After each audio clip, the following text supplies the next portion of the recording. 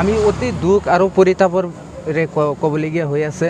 অভয়পুৰীৰ পৰা আমিনগাঁৱলৈ যিখন ৰাজ্যিক ঘাইপথ গৈছে, সেই ৰাজ্যিক ঘাইপথখনৰ আপোনাৰ কান্দুলীয়াৰ পৰা বালাগাঁও ক্ষুদ্ৰকুচিলৈ 7-8 কিলোমিটাৰ ঠাই। এই 7-8 কিলোমিটাৰ ঠাইখনৰ ভিতৰত ঠায়ে ঠায়ে পুখুৰী সদৃশ পৰিৱেশ হৈ আছে এই ৰাজ্যিক ঘাইপথখনত। আৰু ইয়াৰ বাবেই আমাৰ যোৱাকালি দিনৰ ভিতৰত কান্দুলীয়াত 20টামান বাইক দুৰ্ঘটনা হৈছে। আৰু ইতিমধ্যে এই বৃহত্তৰ অঞ্চলত এই ৰাজ্যিক ঘাইপথৰ মেৰামতি নকৰাৰ বাবেই ইয়াত প্ৰতিদিনেই দুৰ্ঘটনা হৈ আছে। আৰু দুৰ্ঘটনাৰ ফলত বহুত যুৱকে বা বহুত ব্যক্তিয়ে প্ৰাণ হেৰুৱাবলগীয়া হৈছে।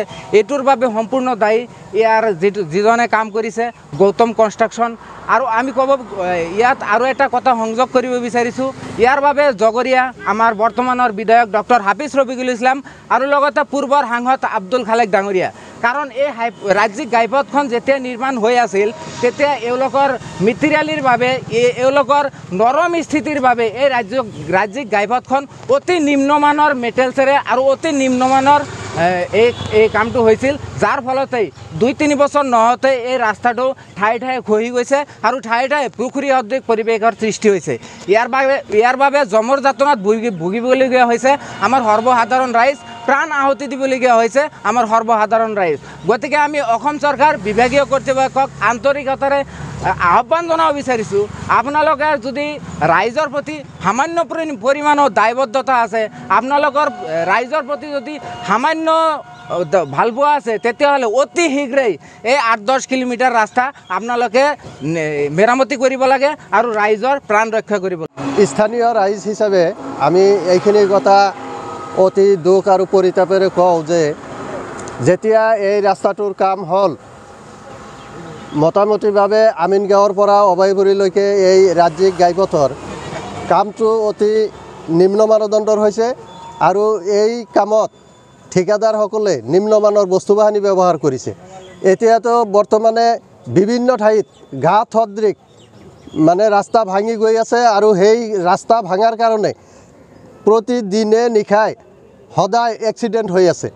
গতিকে এই সম্পৰ্কে মই বিভাগীয় কৰ্তৃপক্ষক অনুৰোধ জনাওঁ আৰু অসম চৰকাৰৰ এই বিভাগৰ মন্ত্ৰী মহোদয়লৈ মই অনুৰোধ জনাওঁ যাতে অতি সোনকালে এই ৰাস্তাটো ঠিক ঠাক কৰি দিয়ে।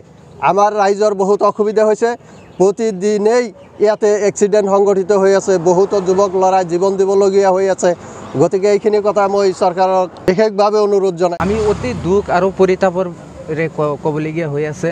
অভয়পুৰীৰ পৰা আমিনগাঁৱলৈ যিখন ৰাজ্যিক ঘাইপথ গৈছে, সেই ৰাজ্যিক ঘাইপথখনৰ আপোনাৰ কান্দুলীয়াৰ পৰা বালাগাঁও ক্ষুদ্ৰকুচিলৈ 7-8 কিলোমিটাৰ ঠাই। এই 7-8 কিলোমিটাৰ ঠাইখনৰ ভিতৰত ঠায়ে ঠায়ে পুখুৰী সদৃশ পৰিৱেশ হৈ আছে এই ৰাজ্যিক ঘাইপথখনত। আৰু ইয়াৰ বাবেই আমাৰ যোৱাকালি দিনৰ ভিতৰত কান্দুলীয়াত 20টামান বাইক দুৰ্ঘটনা হৈছে। আৰু ইতিমধ্যে এই বৃহত্তৰ অঞ্চলত এই ৰাজ্যিক ঘাইপথৰ মেৰামতি নকৰাৰ বাবেই ইয়াত প্ৰতিদিনেই দুৰ্ঘটনা হৈ আছে। আৰু দুৰ্ঘটনাৰ ফলত বহুত যুৱকে বা বহুত ব্যক্তিয়ে প্ৰাণ হেৰুৱাবলগীয়া হৈছে। এইটোৰ বাবে সম্পূৰ্ণ দায়ী ইয়াৰ যিজনে কাম কৰিছে, গৌতম কনষ্ট্ৰাকশ্যন।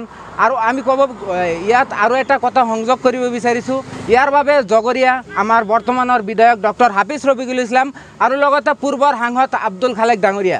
কাৰণ এই ৰাজ্যিক ঘাইপথখন যেতিয়া নিৰ্মাণ হৈ আছিল, তেতিয়া এওঁলোকৰ মেটেৰিয়েলৰ বাবে, এওঁলোকৰ নৰম স্থিতিৰ বাবে এই ৰাজ্যিক ঘাইপথখন অতি নিম্নমানৰ মেটেৰিয়েলছেৰে আৰু অতি নিম্নমানৰ এই কামটো হৈছিল, যাৰ ফলতেই 2-3 বছৰ নহওঁতে এই ৰাস্তাটো ঠায়ে ঠায়ে খহি গৈছে আৰু ঠায়ে ঠায়ে পুখুৰী সদৃশ পৰিৱেশৰ সৃষ্টি হৈছে।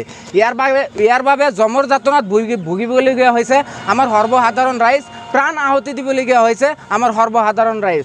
গতিকে আমি অসম চৰকাৰ বিভাগীয় কৰ্তৃপক্ষক আন্তৰিকতাৰে আহ্বান জনাব বিচাৰিছোঁ, আপোনালোকে যদি ৰাইজৰ প্ৰতি সামান্য পৰিমাণৰ দায়বদ্ধতা আছে, আপোনালোকৰ ৰাইজৰ প্ৰতি যদি সামান্য ভাল পোৱা আছে, তেতিয়াহ'লে অতি শীঘ্ৰেই এই 8-10 কিলোমিটাৰ ৰাস্তা আপোনালোকে মেৰামতি কৰিব লাগে আৰু ৰাইজৰ প্ৰাণ ৰক্ষা কৰিব লাগে। স্থানীয় ৰাইজ হিচাপে আমি এইখিনি কথা অতি দুখ আৰু পৰিতাপেৰে কওঁ যে যেতিয়া এই ৰাস্তাটোৰ কাম হ'ল, মোটামুটিভাৱে আমিনগাঁৱৰ পৰা অভয়পুৰীলৈকে এই ৰাজ্যিক ঘাইপথৰ কামটো অতি নিম্ন মানদণ্ডৰ হৈছে।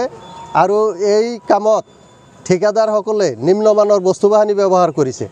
এতিয়াতো বৰ্তমানে বিভিন্ন ঠাইত ঘাট সদৃশ মানে ৰাস্তা ভাঙি গৈ আছে আৰু সেই ৰাস্তা ভাঙাৰ কাৰণে প্ৰতিদিনে নিশাই সদায় এক্সিডেণ্ট হৈ আছে। গতিকে এই সম্পৰ্কে মই বিভাগীয় কৰ্তৃপক্ষক অনুৰোধ জনাওঁ আৰু অসম চৰকাৰৰ এই বিভাগৰ মন্ত্ৰী মহোদয়লৈ মই অনুৰোধ জনাওঁ যাতে অতি সোনকালে এই ৰাস্তাটো ঠিক ঠাক কৰি দিয়ে। আমাৰ ৰাইজৰ বহুত অসুবিধা হৈছে, প্ৰতিদিনেই ইয়াতে এক্সিডেণ্ট সংঘটিত হৈ আছে, বহুতো যুৱক ল'ৰাই জীৱন দিবলগীয়া হৈ আছে। গতিকে এইখিনি কথা মই চৰকাৰক বিশেষভাৱে অনুৰোধ জনাই। যিকোনো খবৰৰ বাবে যোগাযোগ কৰক আমাৰ এই নম্বৰত 7099017330 আৰু 7099017110।